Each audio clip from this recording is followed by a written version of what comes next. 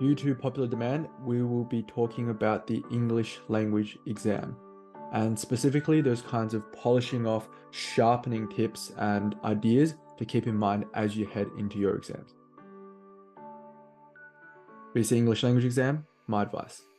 And for those of you who are new here, my name is Darren and I'm a third-year medical student studying at Monash University here in Melbourne, Australia. The video will be split into 5 parts. The first part will be about timings. The second part, advice for short answer. Third part, AC, essay, and some general advice. Firstly, timings. The golden rule here is that you really need to sit down and think about how you want to spend your time. The English language exam is a bit underrated in terms of how time pressured it is. People often think of the English exam and how it's 3 essays in 3 hours, but the English language exam is 3 sections in 2 hours. And even though you have the short answer section, I think the AC and the essay are pretty sizable. And if you're spending extra time in one section, that means you're losing out on time for another section. So you really need to go in with a plan of how you want to spend your time and stick to that. I'll share with you my timings and the reasoning behind them. The first 5 minutes of reading time I would spend on looking at the short answer, so the text and the questions, and then looking at the essay topics. With short answer, I'm trying to get a gist of the section as a whole. So is the text written? Is it spoken? Is it formal? Is it informal? What is the difficulty of the questions? And are they asking me about meta language that I'm familiar with? And next, I look at the essay topics because you're curious about what the essay topics are. And the last 10 minutes of reading time would be spent on the AC.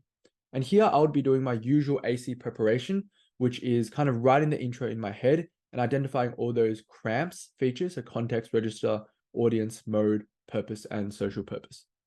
And with writing time, I sat the sections in the order of AC, then short answer, then the essay. AC because it flows on well from reading time. Short answer just to really have it compact and finished, and then finishing it all off with the essay.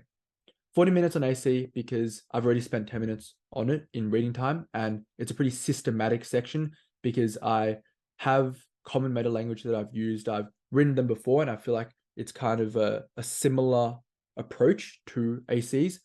20 minutes on short answer, just kind of get it done. In my actual exam, I think I spent a bit extra, maybe 30 minutes on the short answer because I had a bit of time left after the essay. And finally, 60 minutes on the essay because that was the most potentially difficult section.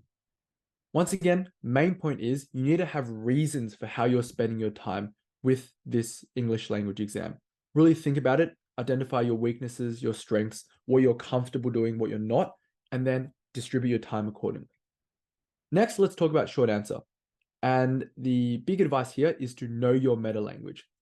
Even if you don't know it all completely now, I think that you still have time because short answer and the meta language specifically are kind of definitions. They're easier to remember in a short period of time. But I also think you shouldn't just go through the study design blindly and go from top to bottom. Focus on the ones you've been asked before, but you didn't really know, and also the ones that your teacher has been repeating to you, and you may not have studied it, even though you've been thinking about it. The next tip is to really circle the relevant line numbers on the text. It doesn't matter how good an example of elision or of nominalization that you've found is, if it's not within the line numbers that the question is set, then you're not going to get any marks. And here's an example of what I did. So as you can see here, I had to find some sort of quote or evidence between lines 41 and 69. And I've marked that out here. And then above between 25 and whatever line number was earlier. Really mark them out. You don't want to be making this mistake in your exam.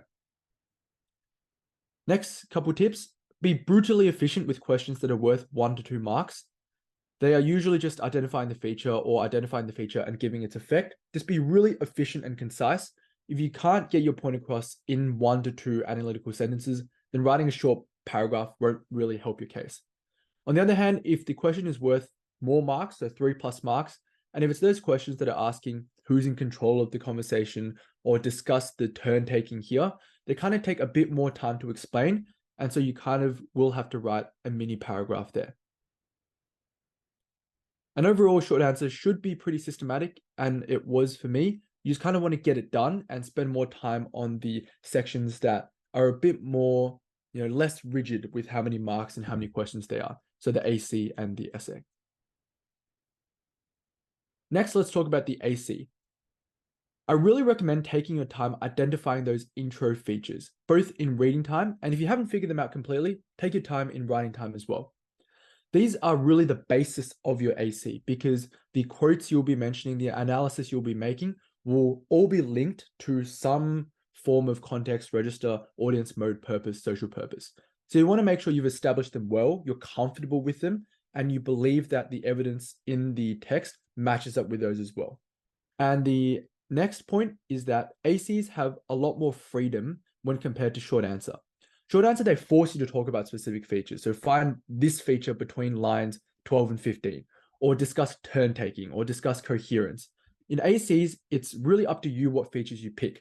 And so pick the ones you're comfortable with that you can really analyze. And also you can have a bit more leeway if you want to extend yourself a bit, go for that rarer piece of meta language and analyze that as well, because it's a more holistic marking scheme. If you get one little thing wrong, it's not like you lose a mark in the AC, whereas that is the case for short answer. And the second last section here is about the essay. Some people ask me which topic should I pick. Actually, I haven't been asked that too much, but I think some people believe that they'll pick the topic that less people will pick because somehow that's a better choice. I would recommend that you pick the topic that you can write the better essay on. I think in the end, that's what you want to live with, that I wrote the best essay I could for the best topic I could. And whatever happens from there happens. Next, use keywords and synonyms of the topic often. People have prepared paragraphs for English language essays. It's just a thing that everyone does. And whether those paragraphs are catered well, one sign of that is whether you're using the keywords of the topic a lot. And I think don't be afraid to repeat the word if you can't think of any synonyms. So phrases like face needs, it's a bit hard to think of synonyms for that because it's so English language specific, but don't be afraid to repeat that. Say face needs often, and I don't think that's a bad thing at all. Here's an example. I had a look at the 2022 topic, which was discuss referring to at least two subsystems of language about overt and covert norms and how they help achieve our aspirations. So with aspirations, I would want to see that word appear a lot. I would want to see words like goals, like intentions. And with overt and covert norms, I want to see those words appear a lot. And also the word conventions is another option as well. The last tip for the essay is to remember to incorporate at least one stimuli. I'm not sure how many marks is weighted on that, but my teacher was really big on that and would kind of pick me up on it if I didn't mention at least one piece of stimulus. So make sure to do that. Finally, the general tips. And these are the exact same as they are for English. The first is to practice what you practiced. The exam is not the time to be trying new things, thinking about, I've never done this before. Why don't I give this a go? It may turn out well.